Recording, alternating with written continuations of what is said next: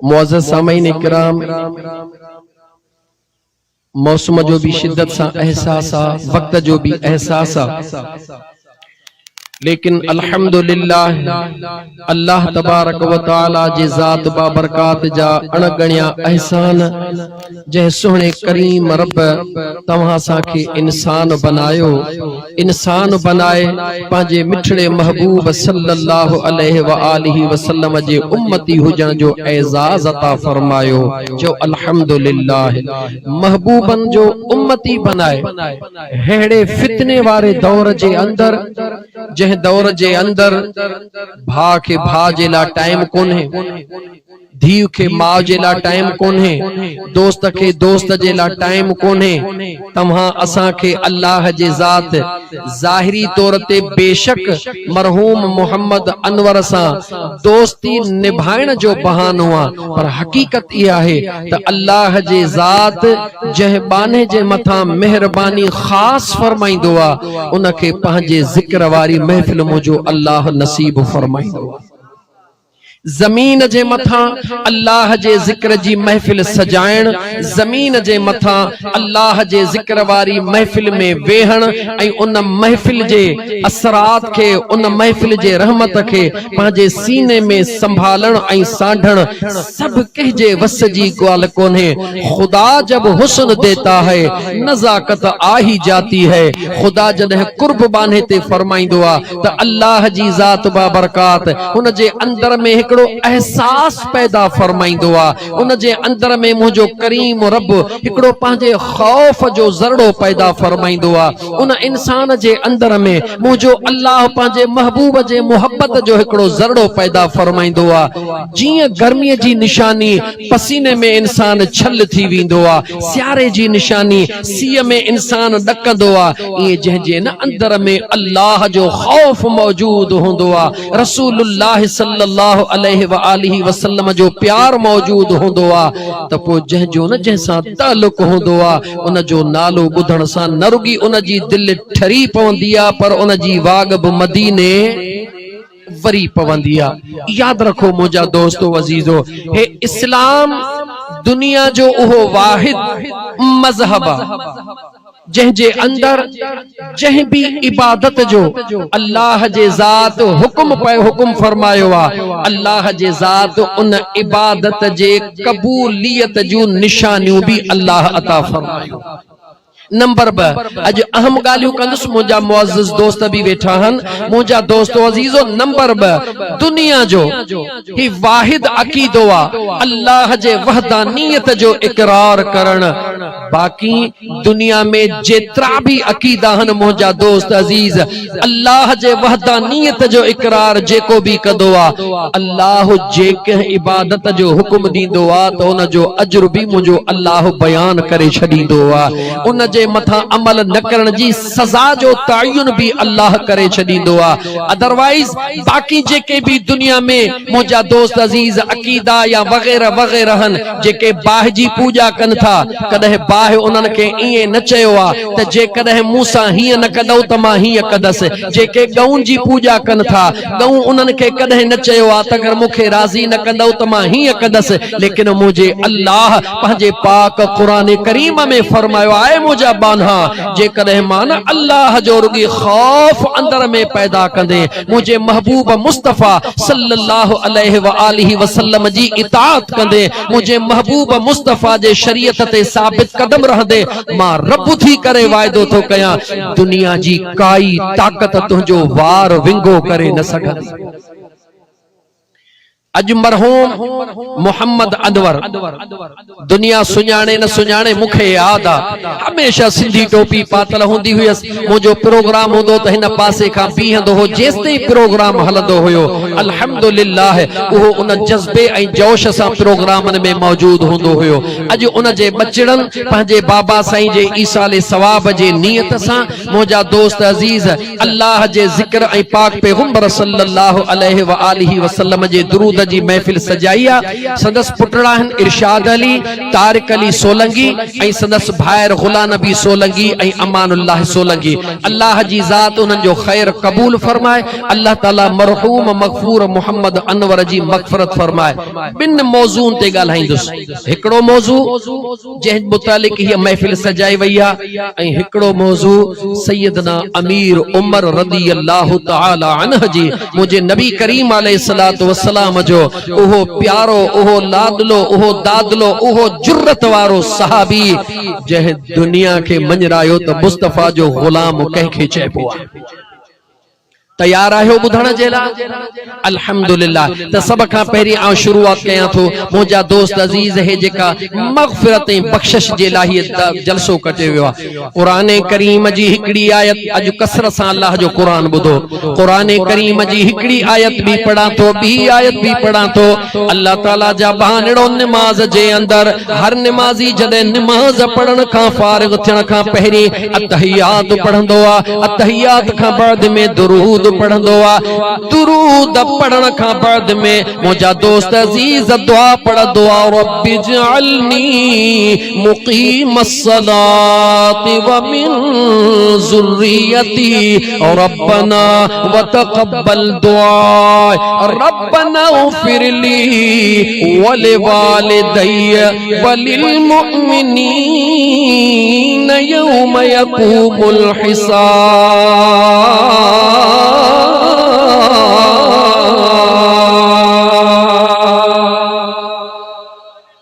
हर निमाज़ी दुआ घुरंदो आहे। तवज्जह कर मुस्लमान, अल्लाह ताला क़ुरान करीम जे अंदरि हुक्म ॾिनो आहे पंहिंजे लाइ बि बख़्शिश लाइ बि मां अल्लाह खां दुआ घुरो। पंहिंजे अबे अम्मा जे बख़्शिश लाइ बि मां अल्लाह खां दुआ घुरो।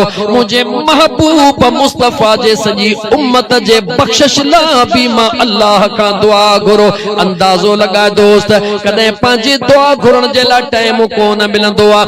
दुनिया जे मसरूफ़ियतुनि एतिरो मसरूफ़ करे छॾियो, मौक़ो न मिली सघियो अल्लाह जे दरबार में इस्तग़फ़ार करे सघे। याद रखी छॾ मुंहिंजा दोस्त, हज़रत अलीउल मुर्तज़ा शेर ख़ुदा करमल्लाह वजहुल करीम जी महफ़िल मौजूद आहे। हिकिड़ो सवाल ई आयो, ऐं मुंहिंजे सुहिणे करीम नबी सल्लल्लाहु अलैहि व आलिहि वसल्लम जा सॼल दादुला भा अलीउल मुर्तज़ा शेर ख़ुदा, मूंखे औलाद नाहे, अॼु को अहिड़ो अमल दसियो मां उहो अमल कयां त अल्लाह जी ज़ात मूंखे औलाद अता फरमाए। हज़रत अलीउल मुर्तज़ा शेर ख़ुदा फरमाए, वञ वञी कसरत सां इस्तग़फ़ार पढ़। ॿियो आयो सुण अलीउल मुर्तज़ा, असांजे शाख़ुनि जो पाणी ख़त्म थी वियो आहे, बाग़ सुकी विया, अहिड़ो को विर्द वज़ीफ़ो दसियो क़ुरान करीम जूं आयतूं या सुण अलीउल मुर्तज़ा शेर ख़ुदा अहिड़ी का दुआ घुरो जो अल्लाह जी ज़ात मुश्किल आसान फरमाए। हज़रत अलीउल मुर्तज़ा फरमाए, वञ वञी इस्तग़फ़ार पढ़।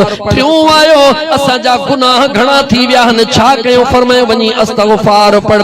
सवाली ईंदा विया, हिकिड़े चयो सुहिणा मींहुं नथो वसे, पाण फरमायूं इस्तग़फ़ार पढ़। जॾहिं सवाली विया हलिया, संदन जो ग़ुलाम वेठो आहे, मुंहिंजा दोस्त अलीज़ कंबर जेको गॾु हलंदो आहे, अर्ज़ थो करे सुहिणा अलीउल मुर्तज़ा शेर ख़ुदा जंहिंखे औलाद न हुयो उनखे बि फरमायो इस्तग़फ़ार कर। जन जा मींहुं न पिया वसनि उन्हनि खे बि फरमायो इस्तग़फ़ार कर। जन जा बाग़ सुकी विया उन्हनि खे बि चयो इस्तग़फ़ार कर। राज़ कहिड़ो आहे? अलीउल मुर्तज़ा शेर ख़ुदा जे ज़ात फरमायो, कहिड़ो अली? उहो अली जंहिं फरमायो त अल्लाह ताला जे ज़ात बाबरकात आसमानी सभिनी किताबनि जो इल्म क़ुरान करीम में अता फरमायो। क़ुरान करीम जो इल्म सूरह फातिहा जे अंदरि, सूरह फातिहा जो इल्म बिस्मिल्लाह जे अंदरि, बिस्मिल्लाह जो इल्म बा जे अंदरि, बा जो इल्म टुभके जे अंदर, वो टुभको कहरा शेर खुदा फरमाए अना नक़ततु तहतल बा, वो टुभको बियो ना है, वो टुभको मां अलीउल मुर्तज़ा के रब जे ज़ात बनाए छड़ियो। उन शेर खुदा करमुल्लाह वजहुल करीम जो वजीफो बुध मुसलमान पाण फरमायो, छा तो कुरान कंबर न पढ़ियो आ? छा मुंहिंजा साईं पढ़ियो आ? पाण फरमायो अल्लाह ताला कुरान करीम में फरमायो, इस्तग़फिरू रब्बकुम इन्नहु कान गफ्फारा युरसिलिस समा अलैकुम मिदरारा वयुमदिदकुम बिअम्वालिन अम्वालिन व बनीन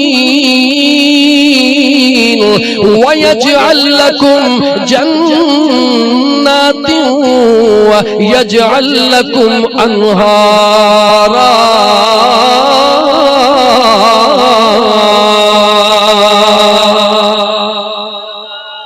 अस्तगफार कर, कसरत सा अस्तगफार कर।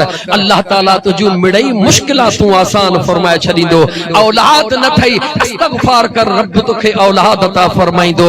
दौलत दुनिया न थई अस्तगफार कर, अल्लाह तोखे माली मदद फरमाइंदो। जेकॾहिं तुंहिंजे बागन में का बीमारी लगी या सुकी वियाहन, अस्तगफार कर, अल्लाह तुंहिंजे बागन खे आबाद करे छदींदो। आसमान मां मींहुं नथो वसे, अस्तगफार कर, रब आसमान मां रहमत वारो मींहुं वसाईंदो। ओहो अस्तगफार ऐ मुसलमान 24 कलाकन में याद नथो थे केडो न नमाज जो अजीम अल्लाह जे ज़ात तोहफो अता फरमायो आ। ओ कुरान करीम जा पढ़ियल, ओ कुरान करीम जा अण पढ़ियल, पढ़ियल आहीं अल्हम्दुलिल्लाह, अण पढ़ियल भी आहीं। जेकॾहिं नमाज में बीहंदे पेश इमाम अॻियां पढ़ंदो, नमाज फाइनल में अचे करे हा दुआ पढ़ंदो, रब्बना ग़फिरली, ओ मुंहिंजा करीम रब मूंखे माफ़ फरमा, वल वालिदैया, मौला मुझे अब्बे अम्मा के मुआफ़ फरमा, वलिल मुमिनीन यौम यक़ूमुल हिसाब, मौला क़यामत जे अचण ताईं जेके ईमान वारा हन मुंहिंजा मौला उन्हनि खे भी मुआफ़ फरमा। ओ मुसलमान आऊं तोखां सवाल थो कयां, हिकिड़ी नमाज पढ़ण जे एवज़ तुंहिंजा केतिरा उहे हक़ रहियल हुया, उहे केतिरा रब जा हुक्म हुया जेके मुंहिंजा अल्लाह तुंहिंजा पूरा करे छॾिया। मुसलमान नमाज नमाज नमाज, तू नमाज सां प्यार कर, मुझो अल्लाह तुझो बेड़ो पार करे छॾे। लेकिन मां आयत करीमा जे हिकड़े हिकड़े जुमले ते ॻाल्हाईंदुम, रब्बना ग़फिरली। अल्लाह ताला कुरान करीम में फरमायो, पहिरीं पंहिंजे लाइ दुआ घुर, मौला मूंखे मुआफ़ फरमा। पहिरीं कंहिंजे लाइ दुआ घुर, मौला। कुरान करीम जी ॿी आयत, वल्लज़ीन जाऊ मिन बादिहिम यक़ूलून रब्बना ग़फिर लना वलि इख़्वानिना अल्लज़ीन सबक़ूना बिल ईमान।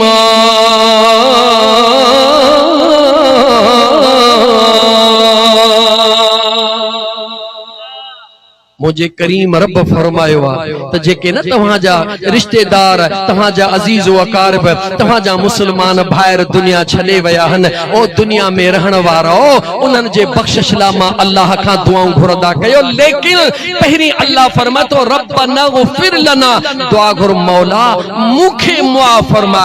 इन हिकड़े जुमले ते मां बार बार ज़ोर ॾींदुसि, मौला मूंखे मुआफ़ फरमा।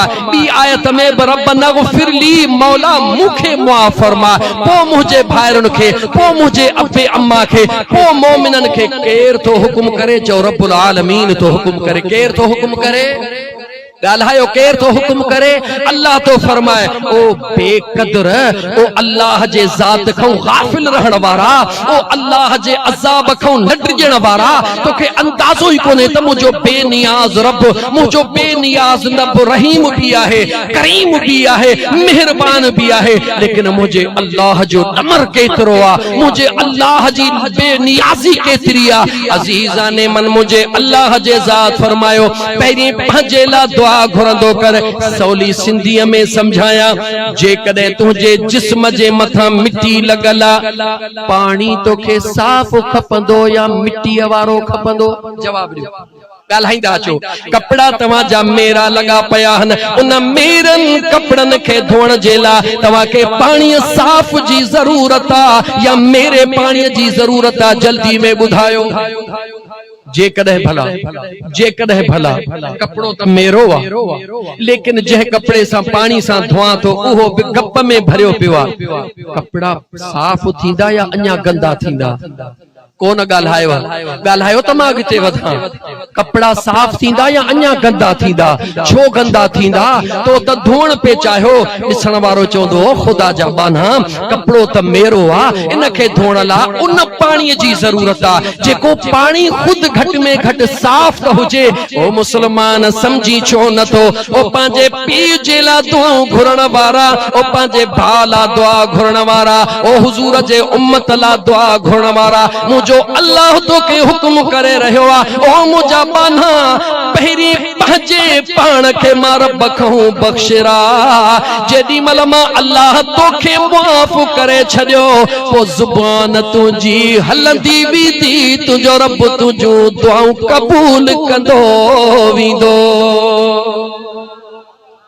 अल्लाह जे नेक सालिहन खां दुआ छो घुराइंदा आहियूं इन जे ला घुराइंदा आहियूं त मां गुनाहगार हां मुंहिंजी दुआ कबूल थे अलाए न थे हे अल्लाह जो नेक बानो आ कदह कदह वाट वींदे कदह कदह वाट वींदे मुसाफिर खां भी दुआ घुराइंदो कर तोखे अंदाज़ो ही कोन्हे को त कदह कदह वाट वींदो जेको मुसाफिर आ उन जे मथा केडी मेहरबानी आ। हजरत मुस्लिम बिन अमर अल्लाह ताला जो नेक सालिह बानड़ो आ पाण फरमाइन था दिल में दिल में ख्याल आयो त जिंदगी खां बाद में जेके मामलात हन उन्हन जे ला का जान हासिल कया। पाण फरमाइन था त हिकड़े शहर जे कब्रिस्तान में वयुस मालूम कयम को एड़ो कब्रुन खोटण वारो मिले जे सजी जिंदगी कब्रू खोटियूं हुजन खबर पई त फलाणे मुकाम में हिकड़ो कुराड़ो वेठो आ जेको जवानी खां वठी कब्रू खोटींदो रहंदो आ हाणे पीरी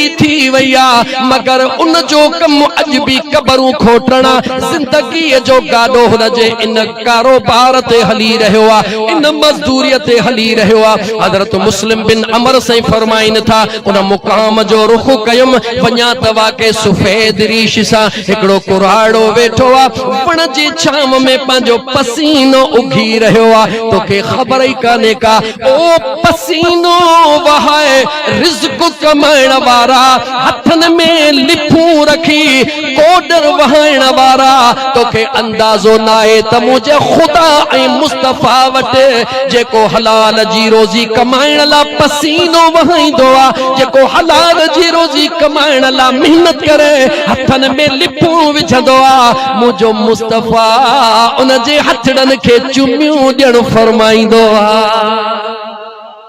हलाल जी रोजी कमा याद रखी छड़ मुसलमान कुछ भी कोन मिलंदी हराम में हिकड़े मिंट जे ला तसव्वुर कर ओ रुश्वत खाइण वारा हिकड़े मिंट जे ला तसव्वुर कर ओ इन जो हक तबाह करण वारा जेकॾहिं मण खीर जो तुझे साम्हूं हुजे जेकॾहिं हिकड़ो छटांग पेशाब जो तुझे साम्हूं उन में विझजे हिकड़ो ढुक भरींदे चवंदो उल्टी करे कढी छॾियां पोइ जॾहिं इहो समझ में अचे थो त पाक खीर में मण जे अंदर हिकड़े छटांग जो कुछ भी कोन हुंदो आ लेकिन समझी थो त इहो मण खीर जो मुंहिंजे ला हराम थी वयो त पोइ छो नथो समझे त जेका अल्लाह तोखे हलाल जी रोज़ी ॾिनी आ उन हलाल जे रोज़ीअ में जॾहिं रुश्वत वठी करे हराम जो पैसो गॾु कंदो हई उन वक्त तुंहिंजूं अखियूं छो नथियूं खुलनि इन करे नथियूं खुलनि जो तुंहिंजे अंदर में खुदा जो खौफ मौजूद आहे।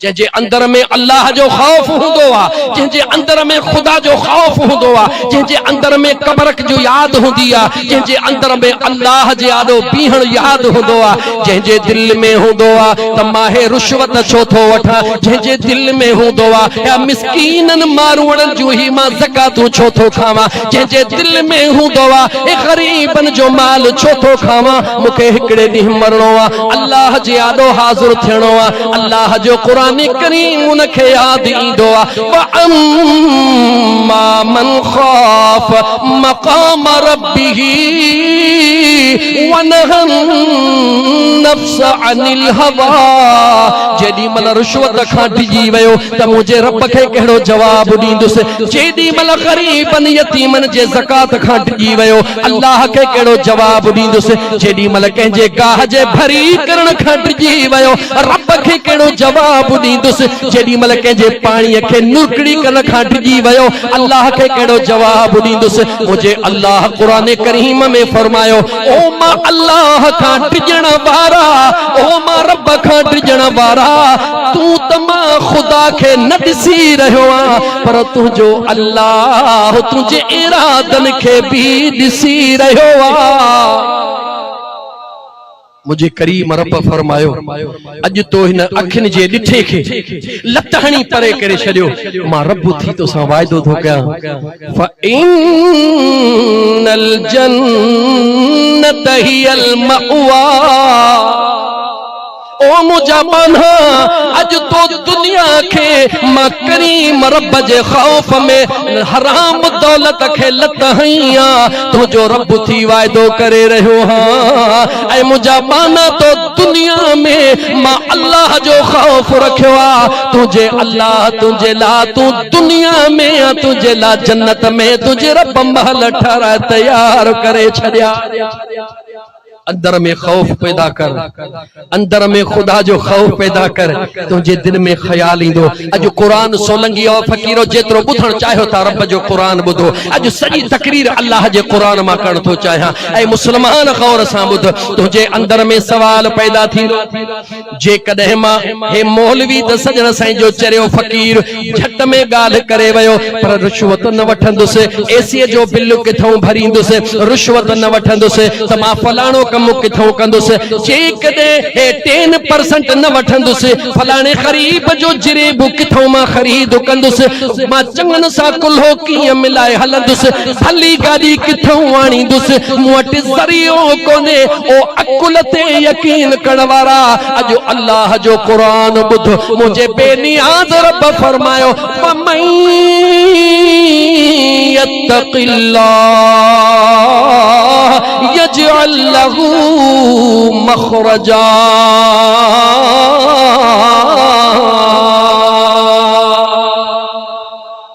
मुझो अल्लाह फरमाए तो मुखा डिजी त दिस मुझो रब फरमाए तो मुखा डिजी त दिस पंहिंजे अंदर में मां रब जो खौफ रखी त दिस तू छो थो चवी त मां किथों आणींदुस रिज़्क रोज़ी तुझे हवाले नाहे रिज़्क रोज़ी उन रब कायनात जे हवाले मुझो बेनियाज रब थो फरमाए तू मां अल्लाह जो खौफ दिल में रखो मां अल्लाह तुझे ला वाटू पाणे खोली दो वींदुस ओ मुझा मौला वाटू त खोलण जो हुक्म बुधम पर मोट दुकान कोने किथों ज़रियो ठंदो जमीन काने किथों इनकम इंदी हार पे जी ताकत काने का किथों मुखे हिस्सो मिलंदो मुझे अल्लाह फरमायो व यरज़ुकुहु मिन हैसु ला यहतसिब ओ दुनिया जे मथा यकीन करण वारा तुझो रब तो फरमाए तू मां अल्लाह जो खौफ रख तुझो अल्लाह एडो ताकतवर अहिड़ा दर खोलींदो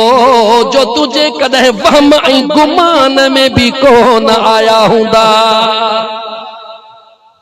अकुल सा न हला अकुल सा दुनिया के हलाइबो आ कुदरत जे कानून तुझे अकुल जो मोहताज ना है कुदरत जो कानून तुझे सोच जो मोहताज ना है कुदरत जो कानून तुझे थ्योरी जो मोहताज ना है अल्लाह जो कानून पंहिंजो अल्लाह ओहो आ जेको अल्लाह खालिक कुल शै तुझो भी पैदा कंदड़ा त मुझो भी पैदा कंदड़ा वक्त इंतहाई महदूद आ मौजू किथे सैयदना अमीर उमर सोने जो रहजी न वने मां यकदम अगते वधा अल्लाह ताला जे ज़ात बाबरकात खुदा जे पाक कलाम मुक़द्दस मां बचार आए तू अन्या पढ़ा मां तोखे बुधाइण तो चाहे मुझा दोस्त अजीज त मुझो बेनियाज रब मुझो सुहणो करीम रब पंहिंजे पाक कलाम मुक़द्दस जे अंदर तोखे प्यार में भी समझाए रहियो आ पर मुझो अल्लाह पंहिंजे कुदरत जो दाबो भी तोखे कुरान में बुधाए रहियो आ तू इहो न सोच जा त मुझो अल्लाह पंहिंजे कुदरत जो दाबो कुरान करीम में न बुधायो आ पहिरीं मुझे अल्लाह तोखे फरमायो अफहसिबतुम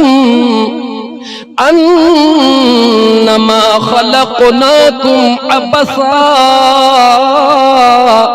मुझो रब तो फरमा इहो गुमान भी न कजा इहा सोच भी न कजा इरादो भी न कजा मां इए ही दुनिया में आयो हा मुझे अचण जो कोई मकसद कोने को मां पढ़ी आयो हा पढ़ी रहंदुस अल्लाह जे ज़ात फरमाए व अन्नकुम इलैना ला तुरजऊन तू इहो न सोच जा त मां अजायो हा न तोखे अजायो पैदा कयो वयो आ न वरी तोखे हमेशा रहण ला मोकिलियो वयो आ मेहमान हई मुसाफिर हई दुनिया के अंदर चाही जवाब दियो। इंसान चाहे जेतरा वेठा आयो, चाहो मेहमान आयो, चाहो गालायो, चाहो मुसाफिर आयो। मुसाफिर जो कम केड़ो आ? आऊं तव्हां खां सवाल तो पूछां, जेकॾहिं भिरिया सिटीअ जे ॿाहिरों मुंहिंजा दोस्त अज़ीज़ को मुसाफिर खानो ठहियल हुजे, उन जो मक़सद छाहे त मुसाफिर घड़ी खन इंतजार कंदो आ। केर इंतजार कंदो आ? जेको पंहिंजे मंज़िल जे तरफ़ रवानो थियण वारो हूंदो आ। मुसाफिर खानो त मुंहिंजा दोस्त घड़ी पल जे इंतजार वारो हूंदो आ। मकसद इंसान जी मंजिल होंदी आ। रब चवे तो ये दुनिया मुसाफिर खानो आ, तुझी मंजिल तुझे करीम रब वट मौजूद आ। तुझी मंजिल काथे आ? तुझे अल्लाह वट मौजूद आ। तू पाण ही दुनिया में ना आयो आ, तोखे पाण ही दुनिया में ना। हा जेडी मल ना मौत मथो ईंदो, अल्लाह अल्लाह रब जो कुरान करीम बुध, जेडी मल हजरत इज़राइल सुनो तुझे मथा ईंदो ऐं उन जो अजीब रूप ताब तुझे मथो ईंदो। चो त मुंहिंजा दोस्त अज़ीज, जॾहिं ईमान वारे जे मथा हजरत इज़राइल ईंदो आ त ईमान वारे जी ईद थींदी आ। कियां ॿुधायां रब जो कुरान तोखे? जॾहिं ईमान वारे जे मथा मौत जी घड़ी ईंदी आ, उन लाइ ईद जी घड़ी हूंदी आ। पर जॾहिं पलीत जे मथा मौत जी घड़ी ईंदी आ, हू ईअं महसूस कंदो आ त उन जे मथा दुनिया जो मिड़ई अज़ाब कड़कण वारो आ। जेको न मरण वक्त मुंह खराब करे चीखे उनजे जिस्म जो हुलियो तब्दील थी वने, हुक्म आ त उन वक्त उनके इए न चओ त कलमो पढ़।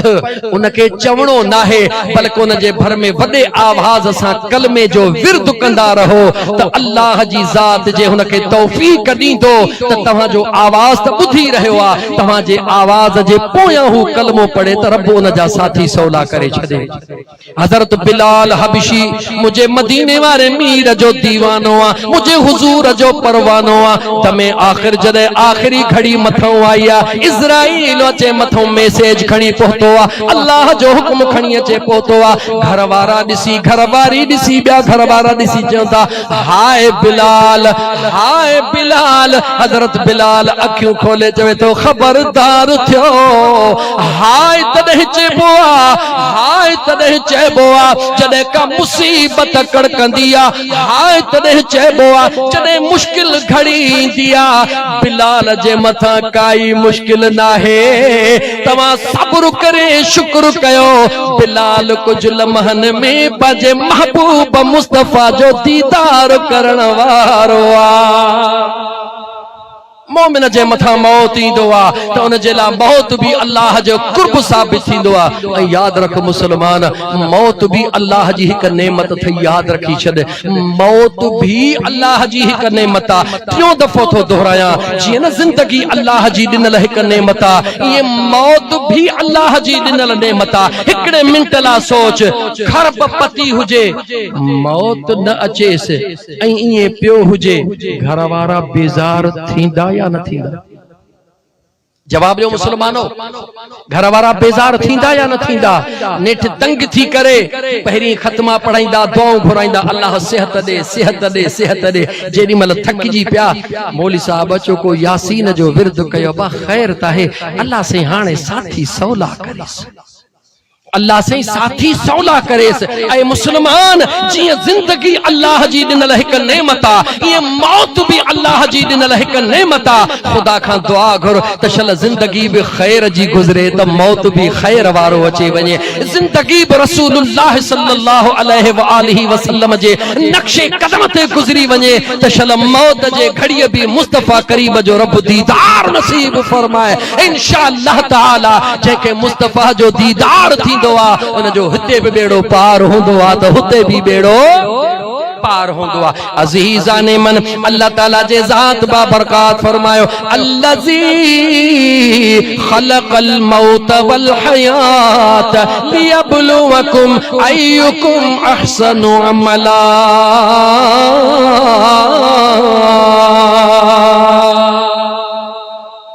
स्पीड घणी तेज कई थम पर वक्त साथ घट थो दे। अल्लाह फरमायो मौत खे भी तुझे रब पैदा फरमायो आ, जिंदगी खे भी तुझे रब पैदा फरमायो आ। तो रब तोखे छा थो बुधाइण चाहे? रब चवे तो तोखे मोकलियो दुनिया में मूं आ, तोखे वापस भी मां अल्लाह घुराईंदुस। मौला इहो जमण खां वठी करे मरण ताईं इहो जेको भला विच में स्पेस अता फरमायो थे, ही जेको टाइम दिनो थे जंहिंमें असां मजना लगा पिया हूं, को हमरा इश्क में अंधो लगो पियो आ, बनीअ जे इश्क में, दौलत जे इश्क में, कुकड़न जे इश्क में, कुत्तन जे इश्क में। याद रखी छद मदीने जे मीर सल्लल्लाहु अलैहि व आलिहि वसल्लम फरमायो ये दुनिया आखिरत जी बनिया, हे दुनिया आखिरत जी बनिया। बहराड़ी वारो जवाब दियो जेको कमर सारियूं काहे रहियो आ, इहो दियो ख़बर सारियूं खणंदो या कणक जो अन्न खणंदो? जवाब दियो छा खणंदो? जंहिं कमंद पोखियो आ उहो कमंद खणंदो या जोर जो अन्न खणंदो? हिकिड़ो ई जवाब मिलियो, बनीअ में जेको पोखिबो आ उन जो ई सिलो ज़मीन अता फरमाईंदी आ। मुझे मदीने जे मीर फरमायो हीअ ज़िंदगी आखिरत जी खेती आ, बनी आ। हिन बनीअ में जेको पोखींदे उहो ई मिलंदुई। गाल समझ में अचई या न अचई? तेज तो पियो ॻाल्हायां, अल्लाह करे मन तुझे समझ में अची वञे। हिन ज़मीन में सारियूं पोखियूं थई त कणक न मिलंदी, त हिन ज़िंदगीअ वारी ज़मीन में कुकड़न जो शौक़ कंदे, मरण खां पोइ कुकड़न सां गॾु कबूतरन जो शौक़ कंदे, मरण खां पोइ कबूतरन सां गॾु जेकॾहिं कुत्तन ॿिल्लन जो शौक़ कंदे, मरण खां पोइ कुत्तन ॿिल्लन सां गॾु जेकॾहिं सॼो ॾींहुं मुंहिंजा दोस्त पंहिंजे मुंहं खे रुॻी सिंगारण जो शौक़ कंदे, पंहिंजे मुंहं जे सिंगार सां गॾु, पर जेकॾहिं 24 कलाक पंहिंजे दिल में मुझे अल्लाह जे ज़िक्र खे जाइ ॾींदे, रसूलुल्लाह जे शरीयत ऐं सुन्नत ते ज़िंदगी गुज़ारींदे, कब्र में तुंहिंजो पेर पो पवंदो, आसानी मुंहिंजो रब अॻे ई पैदा करे छॾींदो। गाल रहिजी न वञे। हज़रत मुस्लिम बिन अमर जी गाल पे कयम, याद आ? विसरी त न वई? मुस्लिम बिन अमर आयो, उन कब्रूं खोटण वारे खे चई जिंदगी कीअं पई गुज़रे? चई अल्हम्दुलिल्लाह खैर जी गुज़रे पई। चई अॼु हिकिड़ो सवाल खणी आयो हां। पुछण लॻो गोरख साईं कहिड़ो? हज़रत मुस्लिम बिन अमर फरमायो तका जिंदगी जी अहिड़ी गाल ॿुधा, जिंदगी तो कबरूं खोटियूं हन जेका सॼी जिंदगी न रुॻी तोखे यादि हुजे पर तुंहिंजे ज़िंदगीअ जे सॼे निज़ाम खे तब्दील करे छॾियो हुजे। रोई थो ॾे गोरख, अदा ॻाल्हायो छा खपे तव्हांखे? जेको खपे ॿुधायो, जेकर न त पोइ ॻाल्हाईंदो मां बस कंदुमि, ख़बर आहे तव्हांखे मुंहिंजी। सल्लल्लाहु अलैहि या रसूल अल्लाह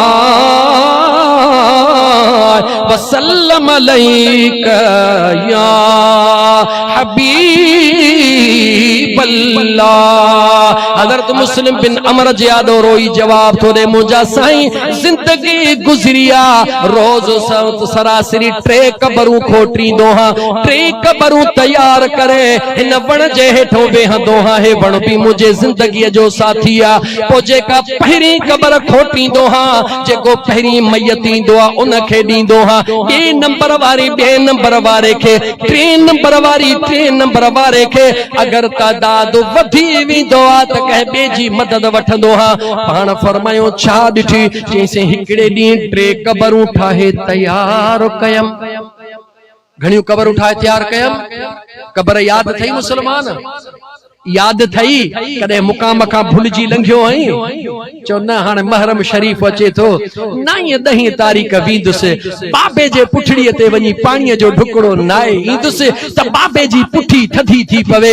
ऐ मुसलमान याद रखी छॾ, छा मुंहिंजे महबूब मुस्तफ़ा सल्लल्लाहु अलैहि व आलिहि वसल्लम 15 शोबान जे रात तोखे हुक्म कोन ॾिनो आहे त रात जो मुकामन ते वञंदा कयो? हुज़ूर फरमायो नाहे त मुकामन ते वञंदा कयो। पंहिंजे वॾड़नि जंहिंजा जेके निशान अथव उन्हनि खे बरक़रार रखंदा कयो। छाजे करे? इन जे करे त इबरत हासिल कयो त कल मुंहिंजो बाबो दुनिया जो हेॾो अमीर हुयो, अॼु मिटीअ जे हेठां ढेर लॻो पियो आहे। आख़िर फना 100 साल जे जिए कोई फिर भी एक दिन मरना, आबे हयात जे पिए कोई फिर भी एक दिन मरना। हाँ एतिरो ज़रूर आहे, अगर दुनिया जे अंदर अल्लाह ऐं महबूब मुस्तफ़ा जे रज़ा वारी ज़िंदगी गुज़ारी त इन मिट्टीअ जे अंदर भी तुंहिंजी ज़िंदगी अज़ीम हूंदी।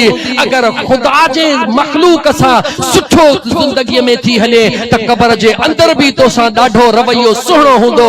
जेकॾहिं न त मुंहिंजा दोस्त ही मिसाल ॿुधबो अॻिते तुंहिंजी मर्ज़ी।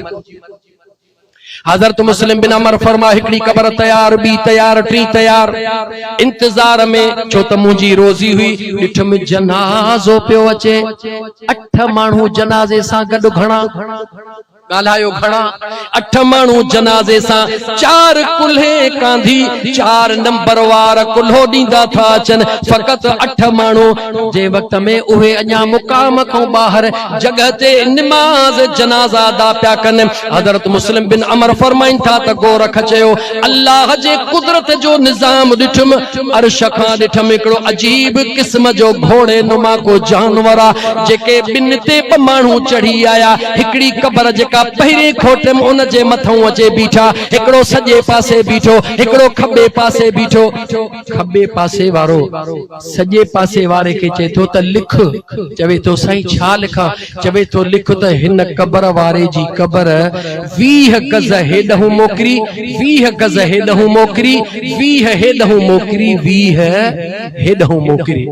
चए थो मुंहिंजा साईं मंज़र ॾिठुमि, उहो ई 2 ॼणा वरी फरिश्ता ॿी क़ब्र ते आया। चवे थो लिख। चवे छा लिखां? चवे थो लिख त जेस ताईं हिन जी निकाह पवंदी अल्लाह तेसी हिन जी क़ब्र खे कुशादो करे छॾियो आहे। वरी जॾहिं 3 क़ब्र ते आया, चवे थो लिख। चवे थो साईं छा लिखां? 2 आंगुरियूं मथे करे थो चवे, जेको अशहद आंगुर ऐं आंगूठे जे विच में नंढड़ो नंढड़ो ई हिस्सो मौजूद आहे। लिख त हिन क़ब्र खे एतिरो सोढ़ो कयो वियो आहे। चवे तो हज़रत मुस्लिम बिन अमर ये चई गोरख रोई दिनो।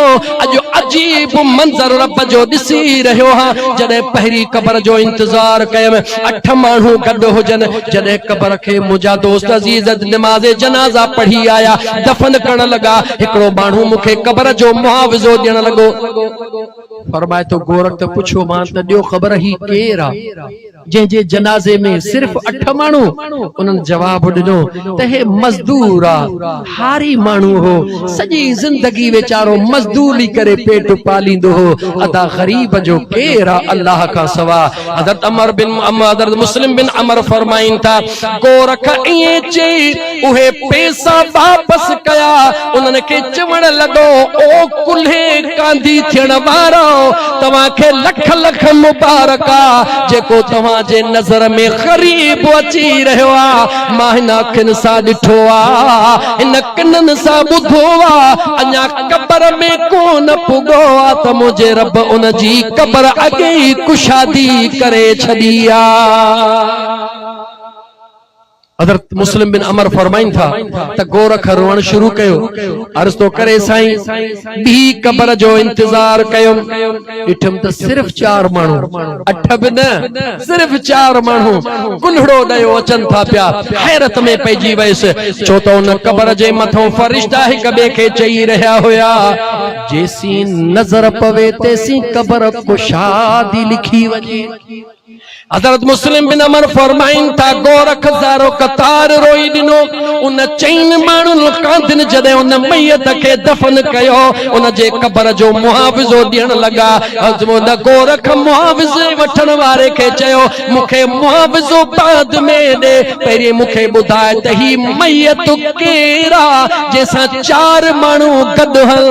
त उन जवाब ॾिनो ऐ कब्र खोटण वारा गोरख असां सुञाणूं नथा त केरा वाट बींदो हुयो मुसाफिर हुयो दमो परवाज थी वयुस हुजूर जो उम्मती समझी गुस्ल कराए कफन दई दफन गणाया हो ज़ारो कतार रोई चयो मान जेके दुनिया में कोई नथो सुञाणे अल्लाह जे ज़ात उन ला अगे ही कब्र के नजर जेतरो कुशादो करे छड़ियो आ अणवाकुफ जे जनाज़े में ही को न वींदा हो गरीब जे जनाज़े में को भले मां मौलवी हां बापा जी गाल कया तहां जी न छो त सणभो हुंदो त बहंध दींदो सणभो हुंदो त थोड़ो माल दींदो हल कब्र में मुला त तुझी भी खबर थी पवे जनाज़े के विहजारे पोथो जालिम पहिरी सोचे थो त हंध केड़ो मिलंदो खट केड़ी मिलंदी ॼण नवाब जा पुट तोखे मरण जो इरादो ही कोन्हे को याद रखी छॾ मुसलमान जॾहिं मुसलमान के गुस्ल ॾियारे फकत हिकड़ो तसव्वुर करे अल्लाह जो शुक्रानो अदा करे मौला तुझा करोड़े कर्म जो अज मुझे हथन में हिम्मत ॾिनी थई मां मुस्तफा जे कह गुलाम के गुस्ल ॾियारे रहियो हां इन नियत सां त सुभाणे मुझे मथा भी आ घड़ींदी खुदा करे शर मुखे भी आशिकाने मुस्तफा गुस्ल ॾियारे नसीब थी ओ गोरख चवे तो टे जणे जो इंतजार कयुम टे जो इंतजार कयुम तद सा केर थो अचे जंहिंजी कब्र हेतरी आ चवे तो इंतजार कयुम खणी जो दिसा वाह वाह वडियूं वडियूं टुडियूं गाड़ियूं पयूं अचन लैंड क्रूजर पिया अचन वडा वडा भला भला माण्हू कंहिंजा नाला खड़ा को नाराज न थी वञे XYZ भला भला माण्हू शहर जा मुअज़्ज़िज़ीन कतार दर कतार लगा पिया ओहो गोरख चवे तो ज़ारो कतार रोहण लगुस त जंहिंजो दुनिया में हेॾो इस्तक़बाल थी रहियो आ मौला इहो केरा जंहिंजे कब्र खे हेतिरो सोढ़ो कयो वियो आ जेॾी महिल कांधी दफन करे मोटिया हिकिड़े ॾिठुम त हे करीबी रिश्तेदार आ जेको ज़्यादा रोई रहियो आ बाह में हथ विधुम बासे ते वठी वियुसि गोरख हुयुसि कंहिंजो जनाज़ो हो जवाब मिलियो हीअ फलाणे रईस जी घर वारी हुई केर हुई फलाणे जवाब दे के रही फलाणे ऐ गरीब शुक्र कर खुदा दौलत घणी न ॾिनी थई न शुक्र कर हिकड़ो जुमलो जमा के बुरो लगे तो उको ही लगे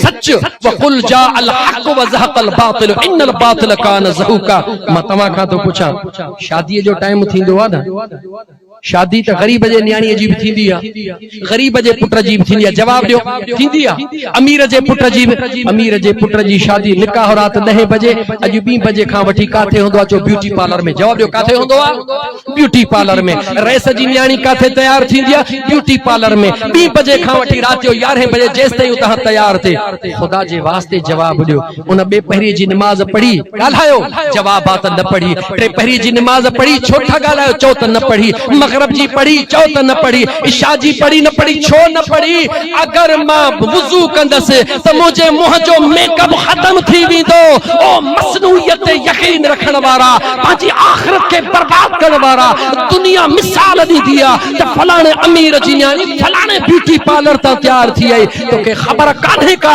त निकाह त सुन्नत आ सुन्नत के पो पहुती आ पहिरी केतरा फर्ज खुदा जा पंहिंजे मथा वबाले अज़ाब बनाए पो पहुती आ पर मां तो खां तो पुछां गरीब जो बार निकाह जे टाइम ते पहिरी वुजू करे नमाज पढ़ी पहुचे निकाह पढ़ंदा जवाब दे गरीब खुदा वट भलो आ या अमीर सच चओ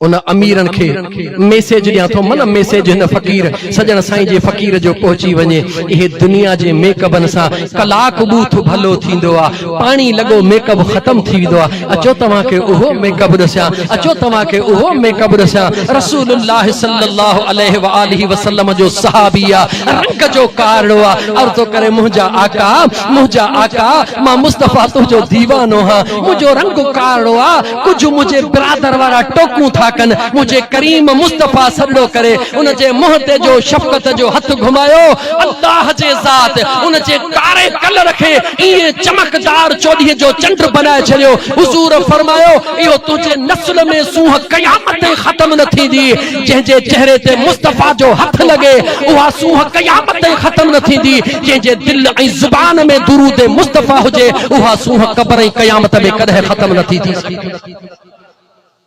अजीजाने मन बस इहा गाल ते खत्म थी मां मोटा तो पोइते हजरत अमीर उमर केर नालो वरतम जो हजरत अमीर गालायो हजरत अमीर नथा गालायो मुके शक थो पे नथा गालायो मुके शक थो पे खबर थव केड़ो छो त मुझे मदीने जे मीर फरमायो मुझो उमर ओहो आ जह गली साईं दोआ शैतान रस्तो छडे भजी विदो मुझो उमर ओहो आ मुझो उमर ओहो आ जैदी अमीर उमर इस्लाम कबूल कयो आ जैदी अमीर उमर इस्लाम कबूल कयो आ नरुगी इस्लाम कबूल कयो आ इस्लाम कबूल करे उहा जेका उघाड़ी तलवार गड खणी आयो आ उहा ही उघाड़ी तलवार खणी करे मुझे आका जे दरबार में अर्ज तो करे मुझा से अज उमर बिन खत्ताब मुस्तफा जो गुलाम बनजी चुको आ उन दीह का में नमाज पढ़ी वीती हुई अंदर अंदर पढ़ी वीती हुई अज उमर बिन खत्ताब तो चवे या रसूल अल्लाह मुस्तफा तवा जो गुलाम ईमान आने चुको आ हाने नमाज अंदर कान पढ़बी हरम में खुलियल नमाज पढ़बी हुजूर जे दरबार में अर्ज़ करे हुजूर फरमाए उमर सब्र कर मुसलमानन जो तादाद थोरो आ कुफार घणा न मता मुसलमानन के तकलीफ ॾियन मुझे मुस्तफा के सब इल्म आ जेके अल्लाह इल्म ॾियण वारो हुजे उन खां गुजाई कुछ भी ना है पर जे मुझो मुस्तफा इहा गाल न करे हा त अमीर उमर जो इहो शान बयान इए केर करे मुझे मुस्तफा जे हर हुक्म में राजा अमीर उमर उमर तलवार हा खणी निकतो आ मक्के जे हिक हिक दर खे खड़काइंदो आ आवाज दींदो आ ओ घर मालिक अगर कंहिंखे पंहिंजी ज़ाल बेवाह करणी आ निकरी अचे मुझे मुस्तफा जे मुकाबले में अगर कंहिंखे बच्चा यतीम करणा आहिनि निकरी अचे ॿाहिरि छो त उमर बिन खत्ताब अॼु महबूब मुस्तफा जो गुलाम बणजी चुको आ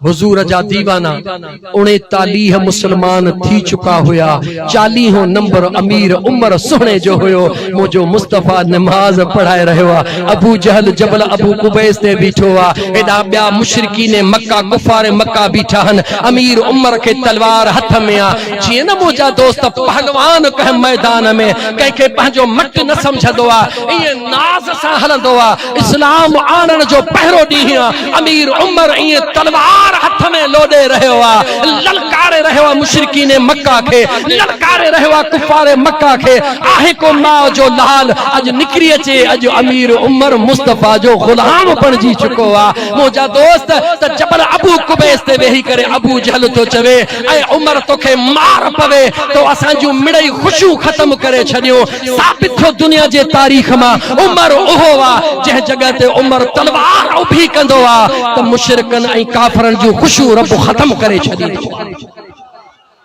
अमीर उमर मुरीद मुस्तफा भी आहे त मुराद मुस्तफा भी आहे अबू बकर मुरीद मुस्तफा उस्मान जिन्नूरैन मुरीद मुस्तफा हुजूर जा सहाबी मुरीद मुस्तफा लेकिन उमर ओहो आ जेको मुरीद मुस्तफा भी आहे त मुराद मुस्तफा भी वक्त महदूद ब आयत कुरान जो जरूर पढ़ंदुस ऐं अहम मौजू बुधाइण तो चाहा जडे अमीर उमर न मुझे महबूब ते कलमो पढ़ियो नमाज ओपन शुरू थी वई रब कुरान नाज़िल फरमायो वक्त हुजे हा खोले बुधाया हा त उमर राय दींदो हो सहाबी सब राय दींदा हुया अमीर उमर भी राय दींदो हो अमीर उमर जे राय के रब केडो कबूल कंदो हो जो रब कुरान नाज़िल फरमाइंदो हुयो अमीर उमर ऐलान कयो नमाज ओपन थी वे अल्लाह कुरान नाज़िल फरमायो या अय्युहन नबी ओ मु अल्लाह जे कुछ जो खबरों दुनिया ते पहुंचाने वाला महबूबा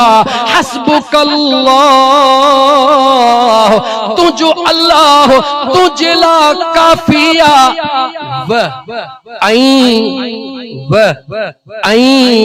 मन तबाक जन तुझी ताबेदारी कया मिनल मुमिनीन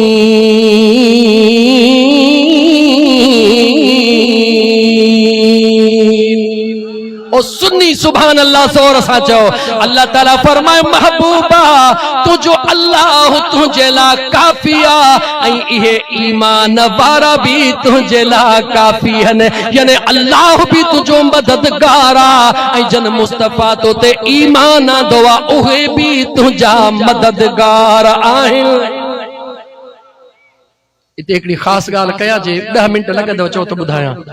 इन आयत ते एतराज़ कयो वेंदो आहे त इहा आयत जंहिं सूरत में उहा सूरत मदनी आहे। अमीर उमर ईमान आंदो मके में। पोइ हिन सजण साईं जे चरे फ़कीर इहा ॻाल्हि कीअं कई तवज्जह, ईमान आंदई मके में। इहा आयत जंहिं सूरत में सूरत मदनी हे त 2 नंबर ॻाल्हि। ओ चरिया कन खोले ॿुध, ॻाल्हि 2 नंबर नाहे।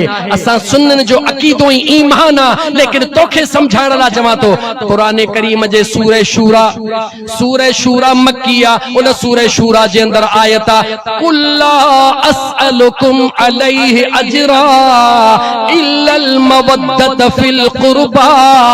जॾहिं क़ुरान करीम जी इहा आयत नाज़िल थी मुंहिंजा महबूब दुनिया खे चयो मांखे कुझु न खपे, बस मां मुस्तफा जे बचड़न सां प्यार कयो। छा कयो मुझे बचड़न सां? सहाबा अर्ज़ कयो या रसूल अल्लाह उहे कराबतदार केर हन? मुस्तफा फरमायो अली फातिमा हसन हुसैन। मां तोखां थो पुछां त हज़रत अली ऐं अम्मा फातिमा जी शादी मक्के में थी आ मदीने में थी आ? इमाम हसन हुसैन मक्के में जावा मदीने में जावा? यावा मदीने में, शादी मदीने में थी आ। कुरान जी आयत मक्के में नाज़िल थी आ। जे अमीर उमर वारी आयत मदनिया उहा मक्के में कीअं थी सके? त जवाब त जेका मक्की सूरत जी आयत आ उहा मदनी कीअं थी सके? तो वट अक्ल कोन्हे, इल्म कोन्हे, फ़कीर तोखे जवाब ॾींदा। क़ुरान अल्लाह नाज़िल फरमायो आहे, लेकिन कहिड़ी आयत किथे रखणी आहे इहो अख्तियार रब मुंहिंजे महबूब मुस्तफा खे अता फरमायो। यो हुजूर जो अख्तियार आ त कहिड़ी आयत खे किथे रखणो आ, कहिड़ी आयत खे कहिड़ी सूरत में रखणो आ। आले रसूल जी मोहब्बत भी हक़ आ, असहाबे रसूल जी अकीदत भी ॻाल्हायो, असहाबे रसूल जी अकीदत भी हक़ आ। अल्लाह जी ज़ात बाबरकात मरहूम मोहम्मद अनवर जी बख्शिश फरमाए, उन जे पोयंर खे सब्र जमील जी तौफीक अता फरमाए। अल्लाह उन्हनि जो ख़ैर क़बूल फरमाए। तव्हां सां जेके आया आहियूं अल्लाह ताला तव्हां सां खे विख जो अजर अता फरमाए। अल्लाह ताला पंहिंजो खौफ दिल में पैदा फरमाए। मदीने वारे मीर जी मोहब्बत अता फरमाए। हुजूर जे आल जी मोहब्बत, असहाबे रसूल जी अकीदत, औलिया अल्लाह जी निस्बत इंशाअल्लाह ताला जंहिंखे अल्लाह इहे नेमतूं अता फरमाईंदो।